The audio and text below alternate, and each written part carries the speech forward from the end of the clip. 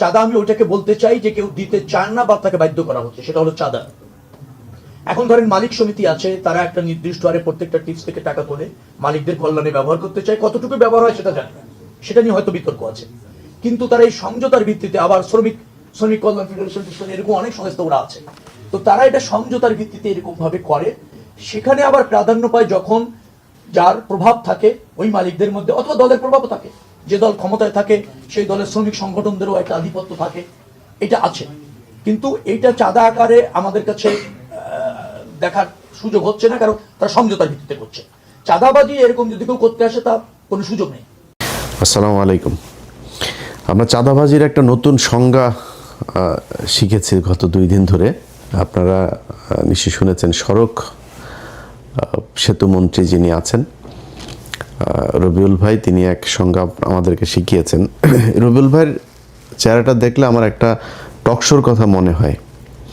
এই চ্যানেলের এই যে হিজড়াটা আছে না, সময় ইসলাম, এটা এক টকশোতে ওনারে ডেকে নিয়ে ওই সময় ইসলাম যখনই বিএনপির কোনো লোকজনের ডাকতো, এদেরকে আওয়ামী লীগের সাথে মিলে একসাথে অ্যাটাক করতো। তো এর এক পর্যায়ে রবিউল ভাই সব খুলে টুলে দিয়ে উনি টকশোর মাঝখানেই বের হয়ে চলে এসেছিলেন। ওটা আমার খুব মনে হয়, এবং উনি কথাবার্তাও খুব সুন্দর করে বলতেন। তো হঠাৎ করেই ধরেন বিএনপির লোকজনের এই নির্বাচনের পরের দিন থেকে ওনাদের বডি ল্যাঙ্গুয়েজ, ওনাদের কথাবার্তাগুলো শুনলেই না মনে হয় সেই আওয়ামী লীগের একটা লোক বোধহয় কথা বলছে। একদম চেহারা, কথাবার্তার ধরন, দাম্ভিকতা, এগুলো ওই ঠিক আওয়ামী লীগ যেভাবে। এই যে মন্ত্রণালয়টা, এই মন্ত্রণালয়টাও কিন্তু, এই সড়ক সেতু মন্ত্রণালয় কিন্তু ছিল কাওয়া কাদেরের। এই কাওয়া কাদেরও কিন্তু ঠিক এইভাবেই কথা শুনলেই শরীর জ্বলতো। তো বিএনপির যে ভাইদের কথা শুনলে এত ভাল লাগতো, একদম নিজের মনে হইতো এরা আমার আপনজন, আমার আপন ভাই, এরকম মনে হইতো। সেই মানুষগুলো হঠাৎ করে রাতারাতি এত চেঞ্জ হয়ে গেল, বিশেষ করে নির্বাচনের এই আগের থেকে। অনেকে আমাদের প্রশ্ন করেন, ভাই আপনারা কেন সরাসরি বিএনপির বিরুদ্ধে, এই আজকে যে বাংলাদেশ দেখছেন না, এটা আমরা অনুমান করতে পেরেছিলাম, এই জন্যই বিএনপির বিরুদ্ধে গিয়েছিলাম। তো ওনারা নির্বাচনের আগে থেকে আওয়ামী লীগের লোকজনকে করে দিবে, আপনার নির্বাচন এই রাজনীতি করার সুযোগ দিবে, সব মামলা তুলে নিবে, এই যেগুলো বলেছে, এবং সেটা এখন করছে। আপনারা দেখছেন বিভিন্ন জায়গায় অফিস টফিস খুলে দিচ্ছে। তো এটার বিএনপির সামনে ধরেন 2টা পরিণতি এখন যে অবস্থায় তারা চলছে সেটাতে। 1981 সালে জিয়াউর রহমান এইভাবে এই হাসিনাকে নিয়ে এসেছিল। 17 দিনের মাথায় জিয়াউর রহমানকে হত্যা করা হয়েছিল। খালেদা জিয়া, তিনি এই আপনার 96-এ যখন এই হাসিনাকে আপনার স্পেস দেয়, উনি কিন্তু 15ই ফেব্রুয়ারি একটা নির্বাচন করেছিল 96-এ। সেই নির্বাচনে আপনার জামাত আওয়ামী লীগে অংশগ্রহণ করেনি। হাসিনা, খালেদা জিয়া চাইলে থাকতে পারতো, এমন কোনো আন্দোলন হয়নি, এমন মানুষজন মারা যায়নি, ছেড়ে দিয়েছেন। ছেড়ে তারপরে 12ই জুন 96 আবার আরেকটা নির্বাচন দিয়েছিলেন। ওই সুযোগ দিয়ে তারা আবার 96-তে আসতে দেওয়া হয়েছে। 96-তে আসার পরে কি করেছে সেটা আপনারা জানেন। এরপরে 2001 থেকে 6 খালেদা জিয়া জোর করে থাকতে চেয়েছে, কিন্তু মানে বিএনপির সমস্যাটা হলো, বিএনপি যদি চুরিও করে, মানে লেটায়া বেটায়া ওইটারে পাশা পোসা হাগু দিয়া নষ্ট করে গন্ধ বানায় ফেলে। আওয়ামী লীগ সেটা খুব স্মার্টলি করে, এটাই হলো পার্থক্য। তো এরপরে খালেদা জিয়া সুযোগ তাদেরকে দিয়েছেন। সেই সুযোগ দেওয়ার পরে 2013 সালেও আরেকবার খালেদা জিয়া সুযোগ দিলেন, 14 সালে নির্বাচনের না এসে। তো এই আওয়ামী লীগ খালেদা জিয়ার পরিবারকে কতটুকু ক্ষতি করেছে, এটা ভাই আমার বলার কিছু নাই, এটা জিয়া পরিবার জানে, তাদের পরিবারে আমার বিশ্বাস যে আমার চাইতে বেশি কষ্ট তাদের জন্য হয়। এরা যদি আসে তাহলে বিএনপির পরিণতি কি হয় সেটা 17 বছর আমরা দেখেছি, এটা নতুন করে দেখার কিছু নাই। অতএব তারা যদি এদেরকে নিয়ে আসে, এসে মনে করেন আওয়ামী লীগকে নিয়েই তারপরে করলো, তো জোর করে যদি থাকতে চায়, বাংলাদেশে খুব নিকট অতীতে আমরা এর পরিণতি দেখেছি যে সেটাতে কি হয়। বিএনপি সেই পরিণতি ভোগ করতে হবে যদি তারা জোর করে ক্ষমতায় থাকতে চায়। আর যদি তারা মনে করে নির্বাচন করবে, গণতান্ত্রিকভাবে জামাতের সাথে রাজনীতি করবে, জামাতের সাথে রাজনীতি করতে গেলে জামাত আপনারা যদি নাকি স্বর্ণ দেখায়, আপনি তো আর এই তামা দিয়ে তো তার সাথে রাজনীতি করতে পারবেন না। জামাত রাজনীতি করে নিজের পকেটের টাকা দিয়া তারপরে সংগঠন চালায়, আর আপনি চাঁদাবাজির টাকা দিয়া সংগঠন চালাবেন, এরকমই হবে। এই যে রবিউল ইসলাম ভাই, উনি একটা কথা বলেছেন, মানে উনি কথাটা হয়তো খুব কৌশলে, এর আগেও তো এই চাঁদাবাজি হতো, ওবায়দুল কাদের কোনোদিন স্বীকার করেছে, এইভাবে বলেছে কখনো? বলতে হবে কি? আপনি দেখেন প্রতিটা মন্ত্রী দুর্নীতিকে, এই যে এহসানুল হক মিলন দুর্নীতি করেন আগের বার, দুর্নীতির বিরুদ্ধে ব্যাপক কি করা হবে, সবাই দুর্নীতির বিরুদ্ধে, সব কটা মন্ত্রীর বক্তব্য দেখবেন একই রকম। এইটাই হচ্ছে স্মার্টনেস, বাংলাদেশের স্মার্টনেস এইটাই।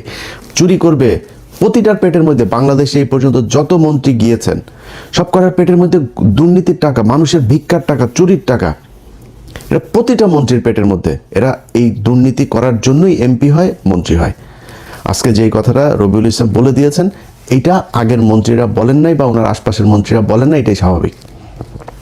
শহীদুদ্দিন চৌধুরী অ্যানি ভাই আজকে বলেছেন যে না, সড়কে কোনো চাঁদা চলবে না। অ্যানি ভাই, আপনি তো পানি সম্পদ মন্ত্রী, আপনি সড়কের মন্ত্রী বলার কে?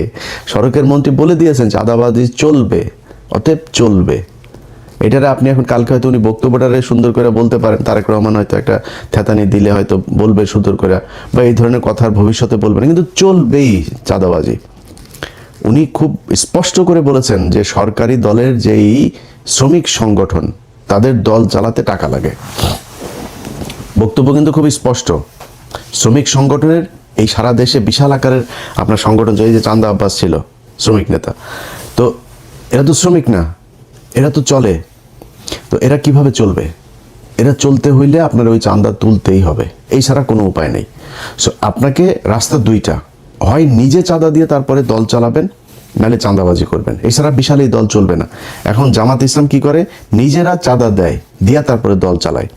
একজন রুকন, তার বেতন যদি হয় 1 লাখ টাকা, প্রতি মাসে 5,000 তাকে মাস্ট তাদের কোষাগারে দিতে হবে।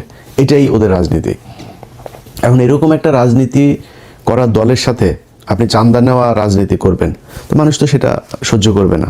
সো সেক্ষেত্রে আলটিমেটলি যেটা হবে সেটাই। সো রাস্তা আপনার হাতে দুইটা, একটা হয় আপনাকে রাজনীতি চেঞ্জ করতে হবে, এই আপনাদের যে পলিসি সেটা চেঞ্জ করতে হবে, করে নিজের পকেটে টাকা দিয়ে নিজে রাজনীতি করবেন, অথবা শেখ হাসিনার মতো ফ্যাসিস্ট হবেন, জোর করে ক্ষমতায় থাকবেন, কোনো কথা শুনবেন না, কিছু হলেই বলবেন যে সংবিধানের দোহাই, কারণ আপনাদের 2/3 আছে এখন, এবং এই 2/3 তো আপনাদেরকে খুব পরিকল্পিতভাবেই দেওয়া হয়েছে। এই ডক্টর ইউনূস আপনার যেদিন লন্ডনে যায় সেদিনই তিনি নির্ধারণ করে দিয়ে এসেছেন যে বিএনপি ক্ষমতায় যাবে, তাদেরকে 2/3 দেওয়া হবে, যত দুর্নীতি, চাঁদাবাজি, ধান্দাবাজি এই তত্ত্বাবধায়ক সরকার যা করে গিয়েছে এটার বিরুদ্ধে বিএনপি কিছু বলবে না, সবাইকে সেফ এক্সিট দেবে। যে দেশে থাকতে চায় দেশে থাকার ব্যবস্থা করে দেবে। এরা থাকবে না বেশি দিন। আসিফ নজরুল ধরেন দেশে আছে, এখন থাকবে না। ওই যে আইসিটির ফয়েজ তায়েব চলে গিয়েছে, এগুলো সবগুলির একটা একটা করে কি কি আকাম কুকাম করেছে, এই এখন ধরবো। ক্ষমতায় যখন থাকবেন তখন বলতে না পারলে ক্ষমতার পরে তো বলতে পারবো। সো এখন ধরা হবে একটা একটা করে। ফয়েজ তায়েবরে নিয়ে কাজ চলছে। তো এই আসিফ নজরুলরা এরা 2 দিন পরে দেখবেন চলে গেছে, টাকার তো অভাব নাই, দেশে থাকবে কেন? বউরে দিয়ে আপনার এই কালেকশন করাইতো, নিউজও তো হয়েছে, আপনারা দেখেছেন।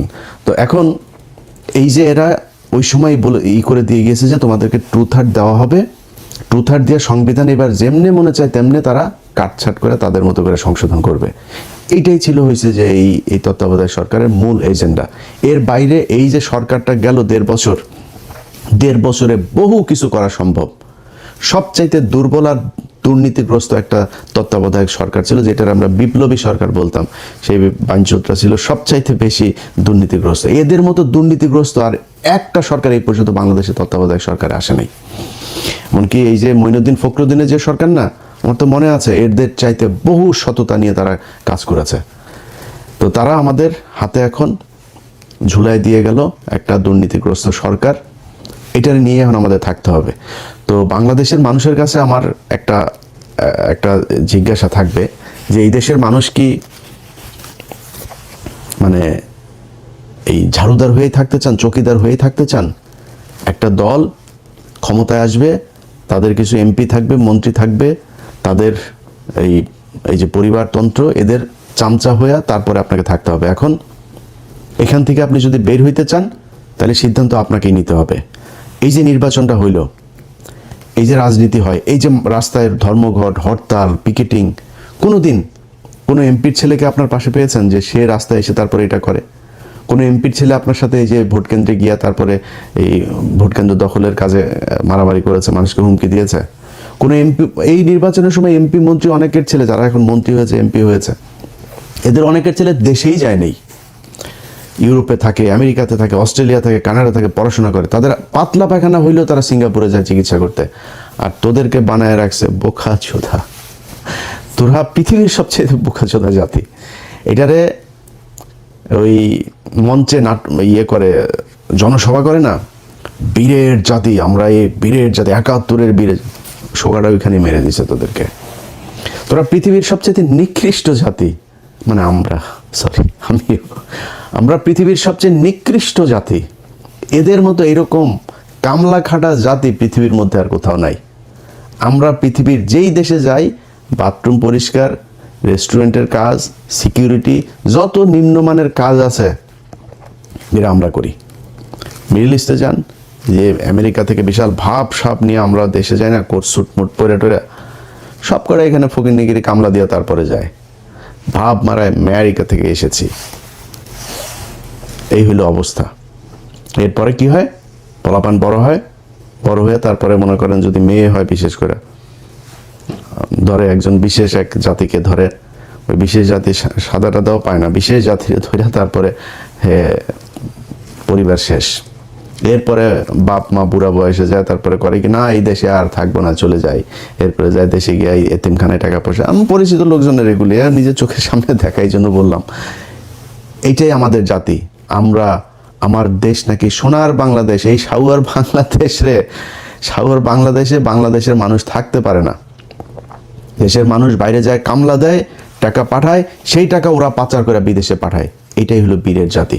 তোদের যদি লজ্জা থাকে তাহলে ভবিষ্যতে এদের এই ঠিকাদার, পাহারাদার, চৌকিদার, কামলা দিতে সামনে আর যাবি না।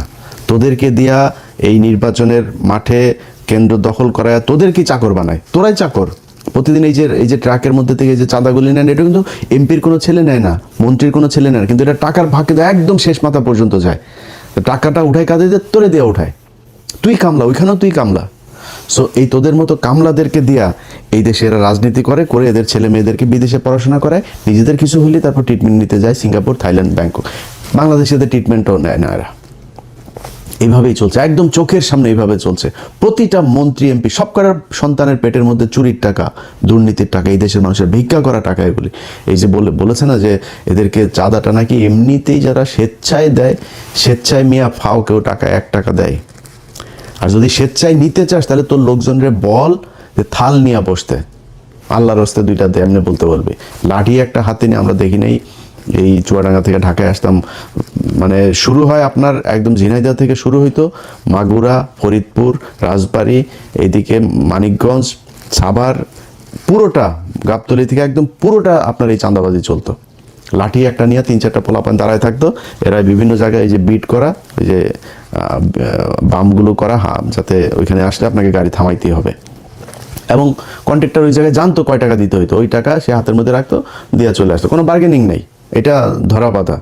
সো সবাই জানে আপনাকে দিতেই হবে, তাই আপনি দেন। আপনি থাল নিয়ে দাঁড়ায়েন তো দেখি স্বেচ্ছায় কিরকম দেয়। সো এটা স্বেচ্ছায় টাকা না, আপনি জোর করে ভিক্ষা নিচ্ছেন। এই ভিক্ষার টাকা একদম শেষ দলের শেষ মানুষ পর্যন্ত যায়, এটাই যায়। মনে করার কোনো কারণ নেই যে এমপিরা যে আপনার মনে করেন দলের সর্বোচ্চ নেতাদেরকে আপনার এই যে টাকা দিয়ে তারপর মনোনয়ন নিয়েছে, ও এমপি টাকা কই পায়? ও একদম এই যে ভিক্ষুকের কাছ থেকে যে টাকাটা নেয়, ফুটপাতের যেই একজন হকারের কাছ থেকে যে টাকা নেয়, মেথরের কাছ থেকে যে টাকা নেয়, সব টাকা ওইখানে যায়। তোদের পেটে এমন কোনো অসভ্য টাকা নাই, এমন কোনো ছোট টাকা নাই যেই টাকা তোদের পেটে যায় না। সো এটাই হলো বাংলাদেশ। যারা কিনা কাজ করে খায়, তারা নিজের হালাল পয়সা তারপরে খায়। এই হালাল টাকাটারে তোরা মানে হারাম করে তারপরে এই নিকৃষ্ট এই টাকা পয়সা তোরা খাস। এটাই হলো গিয়া তোদের মানে রাজনীতি। সো এই রাজনীতি কইরা যদি নাকি তারা বাংলাদেশে ক্ষমতায় জোর করে থাকতে পারবে, কিন্তু যদি তারা মনে করে যে কম্পিটিশনে যাবে তাহলে সম্ভব না। এবার এই দেশের মানুষ হুমড়ি খেয়ে পড়েছিল দাঁড়িপাল্লায় ভোট দেওয়ার জন্য। কেন, কি কারণে? মানুষ এই চাঁদাবাজি, মাস্তানি, দখলবাজি এখান থেকে বের হতে চেয়েছিল। এই কারণে মানুষ দাঁড়িপাল্লাকে দেখতে চেয়েছিল যে দাঁড়িপাল্লা আসে। দাঁড়িপাল্লা আছে, দাঁড়িপাল্লা 5 বছর পরে আরও শক্তিশালী হয়ে আসবে। আপনি সিদ্ধান্ত নেবেন যে ভালো হবেন নাকি হাসিনার মতো আরও মানে সর্বোচ্চ ফ্যাসিস্ট হয়ে তারপরে ফ্যাসিজমের মাধ্যমে এই দেশ পরিচালনা করবেন। এই দুইটা, সেটাও যে আপনি খুব বেশি পারবেন তা না। আমরা ভাই গত 17 বছরে দেখলাম তো, আজকে এই যে বাবারে বাবা, সারা দেশ বিএনপি, হারি বাবারে বাবা, সব বিএনপির লোকজন বিএনপি সারা দেশে কোনো লোক নেই, রাতারাতি চেঞ্জ হয়ে যায় পরিস্থিতি। এগুলো আমাদের চোখের সামনে দেখা। আমরা তো জীবনের অর্ধেক বয়স পার করে ফেলছি, আল্লাহ জানি না কতদিন বাঁচায় রাখবে।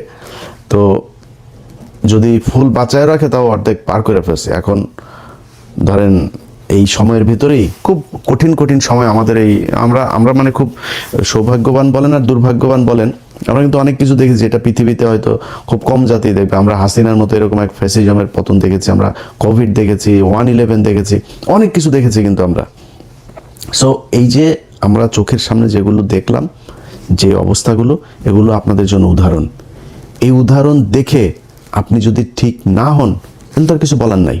আপনার আশপাশে আজকে যত মানুষজন দেখছেন, এই মানুষ আপনার পাশে ছিল না, থাকবেন, এটা আপনারা জানেন খুব ভালো করে। আজকে যে ব্যক্তি এমপি হয়েছে সে যদি মনোনয়নটা না পেত না, বা আজকে ওই যে এই কাউয়া ইয়ের কথা দেখেন, ওই যে এই হারুন পাপিয়ার ঘর জামাইটা, এর আশপাশে কেউ আছে? ওই যে কুমিল্লায় মঞ্জুর মুন্সি বাড়িঘর জ্বালাই দিয়েছে নির্বাচনের পরের দিন, কেউ ঠেকাতে পেরেছে? কেউ তার পাশে আছে? কেউ পাশে নেই। আপনার পাশে যে চৌকিদার দফাদার যেই ছিনতাইকারীটারি যেগুলো মাদক ব্যবসায়ী এগুলো থাকে, এগুলো সবাই ওই জন্যই, কিছু খাওয়ার জন্যই থাকে, এছাড়া থাকে না আপনার পাশে। সো আজকে যারা আছে এরা থাকবে না কালকে। আর জামাত ইসলামের এক নেতার সাথে কথা বলছিলাম, জামাত ইসলাম আমি বললাম যে ভাই মনে করেন আপনাদের উপরে আবার ফের সে আগের মতো জঙ্গি নাটক টাটক সাজায় নানানভাবে আপনাদের উপরে প্রেশার ক্রিয়েট করা শুরু করলো, কি করবেন? বলছে আমরা রাজনীতি ছেড়ে দেবো, আমরা মানুষ তৈরি করব। আমরা তো আর কিছু ধান্দাবাজির জন্য তো আমরা রাজনীতি করি না, আমরা সরে যাব। আওয়ামী লীগকে যদি তারা স্পেস দেয় নিয়ে আসে, তারপরে আওয়ামী লীগকে দিব রাজনীতি করতে। আওয়ামী লীগে বিএনপিরে সোজা বানায় ফেলার একদম যা রাস্তা সেগুলো তারা জানে এবং সামনে তারা করবে। ব্যাস শেষ। আমি শুনে তাজ্জব মেরে গেছে, যেমন বলে কি, হ্যাঁ যদি এটা জামাত ইসলাম যদি এটা করে, বিএনপি যদি ধরেন এদেরকে নিয়ে আসে, জামাত ইসলাম যদি ওইটা করে, তাহলে বিএনপি বলে দল থাকবে না বাংলাদেশে, জামাত ইসলাম থেকেই যাবে। জামাত ইসলাম রাজনীতি করুক আর অরাজনৈতিক সংগঠন থাকুক, তাদের যে আদর্শ সেটা তারা বাস্তবায়ন করে নিয়ে যাবে। কিন্তু আপনি পারবেন না। আপনি ক্ষমতায় থাকলে আছেন, ক্ষমতায় না থাকলে নাই। আমরা এটা নিজের চোখে দেখেছি। একটা ককটেল ফোটার পরে কিভাবে সব দৌড় দেয়। কেউ ছিল না এদের পাশে। নিজের পার্টি অফিস, সেই পার্টি অফিসে পর্যন্ত যাইতে পারেন নাই। পার্টি অফিসের ঘরের হালকা করে এই কেচি গেটটা লাগে, আবার খোলেন, আবার এই চোর পুলিশ খেলা আমরা দেখেছি। এটাই তো বিশাল এই রাজনৈতিক দলের অবস্থা না? সো ক্ষমতা থাকবে না, আপনারাও থাকবেন না। আওয়ামী লীগ যদি নাকি আওয়ামী লীগকে আপনি ই করে দিবেন, আর ভারত মনে করেন আপনার চেয়ে আওয়ামী লীগকে দূরে রাখবে ক্ষমতা চেয়ে, ভারত সর্বোচ্চ জিনিস দিয়া তারপরে আপনার ঘরে। আজকে মিডিয়া দেখছেন না যে একটা আপনার লোক না, এরা আপনাকে খাম্বা তারেক বলেছে, এরা আপনাদের খালেদা জিয়ার বিরুদ্ধে কথা বলেছে, এরা বলেছে। আপনি যান, গেল 1 বছর আগেও আপনি সময় টিভি, 71 টিভি টকশো দেখেন, তাদের নিউজ দেখেন, কত জঘন্য ভাষায় কথা বলেছে। তারাই এখনো বসে আছে, আপনি তাদেরকে টাকা পয়সা টাসা নিয়ে কিচ্ছু করেন নাই। এটা আপনারা করেছেন। এখন এদেরকে বসায় রেখে যদি মনে করেন সামনে পরিস্থিতি একটু টালমাটাল অবস্থায় আসে, তারা আপনার পক্ষে থাকবে, তারা সব আওয়ামী লীগের পক্ষে কাজ করবে, ইন্ডিয়ার পক্ষে কাজ করবে, এরা সব ইন্ডিয়ার লোক। ইন্ডিয়াদেরকে বসিয়ে রেখেছে। ইন্ডিয়া কখনোই আওয়ামী লীগকে রেখে বিএনপিকে ক্ষমতায় আনবে না। এটা এর আগে জিয়াউর রহমানের সময় প্রমাণিত হয়েছে, খালেদা জিয়ার সময় প্রমাণিত হয়েছে, তারেক রহমানের সময় প্রমাণিত হবে। সো ইন্ডিয়ার হাতে সেই চয়েস আছে। ইন্ডিয়া সবাই বসিয়ে রেখেছে ওই পারে, সুযোগ পেলেই আস্তে করে এখানে দিয়ে দিবে। চয়েস আপনার। কি করবেন? দলে ঠিক করবে নিজেরা চাঁদা দিয়ে দল চালাবেন, না চাঁদাবাজি করে তারপরে জামাতের কাছে হারবেন, নাকি চাঁদাবাজিও করবেন, জোর করেও ক্ষমতায় থাকবেন, এক পর্যায়ে গিয়ে তারপরে ইন্ডিয়ার আওয়ামী লীগের কাছে ক্ষমতা হারাবেন। এই চয়েসগুলো আপনাদের সামনে দেওয়া থাকলো। কেউ কষ্ট পায় থাকলে দুঃখিত। রবিউল ভাই, আপনারাও খুব পছন্দ করতাম, ওই যে বললাম নিজের ভাইয়ের মতো মনে হতো। আপনাদের এখানে মন্ত্রিসভায় অনেক মানুষ আছে, এই যে অ্যানি ভাইও খুব অনেকবার ওনার সাথে আলাপ হয়েছে, ওনার খুব দুঃসময়ের সময় কি করব বিভিন্ন পরিকল্পনা নিয়ে কথা হয়েছে, এবং অনেক অনেক খুব পছন্দের মানুষজন আছে এই মন্ত্রিসভাতেও। তো সেই মানুষগুলো হঠাৎ করে কথাবার্তা যেন কেমনে কেমনে বলে, তো এটা খুব খারাপ লাগে। আশা করি যা বললাম এটা বুঝবেন। আপনার সমালোচনা আপনার ক্ষতি করার জন্য না, আমরাও চাই বাংলাদেশে বিএনপি আর জামাত ইসলাম দুইটা দল থাকুক, আসুক বাই রোটেশন, তারা ক্ষমতায় আসুক, একবার উনি আসুক, একবার উনি আসুক, 2 বছর এই দল থাকুক, 1 বছর এই দল আসুক, চলুক, কোনো সমস্যা নাই। কিন্তু সবার কম্পিটিশনটা হবে ক্ষমতায় আসার জন্য না, কম্পিটিশন হবে আমি কার চেয়ে কত ভালো রাষ্ট্র চালাইতে পারি, মানুষকে কত ভালো সার্ভিস দিতে পারি, এটার উপরে। এই যে এক বিকাশ নুরু, তারে বসানো হয়েছে আপনার প্রবাসী ইয়েতে, একে মনে করেন এখন লাইসেন্স খুলবে, চাঁদাবাজি করবে, পাগল হয়ে যাবে এর অত্যাচারে। এর দিয়া কোনো প্রবাসী আসিফ নজরুলের দেওয়া হয়েছে? হয় নাই তো। এরকম এড়ে দেওয়া হবে না। এই প্রবাসীদেরকে সেই 5 লাখ টাকা দিয়ে মালয়েশিয়া যেতে হবে, সেই পাসপোর্ট করতে কষ্ট হবে, আকামা করতে কষ্ট হবে, দেশে আসার পরে লাগেজ কাটবে, সব একই রকম থাকবে, এদেরকে দিয়ে হবে না এগুলো। তো তারপরেও মনে করি হোক, ভালো কিছু আশা করি। না হইলে এই যে আসিফ নজরুলদের মতো এরকম সব পাবেন, টাকা পয়সা পাবেন, ইজ্জত পাবেন না। আল্লাহ হাফেজ।